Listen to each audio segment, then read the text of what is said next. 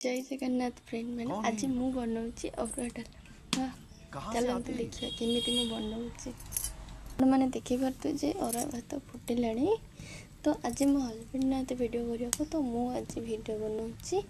तो आपण मैंने देखु अरुआ भात फुटिला तो भात पूरा नरम हेनी चाउल भाया रोटा गोटा। तो देखिए मुझे केमी बनाऊँगी देखिले भात केमी गला होता। देखो मुझे कहूली केमी गोटा चाउल भात देखो देखिले आप गोटा चाउल ही भात होती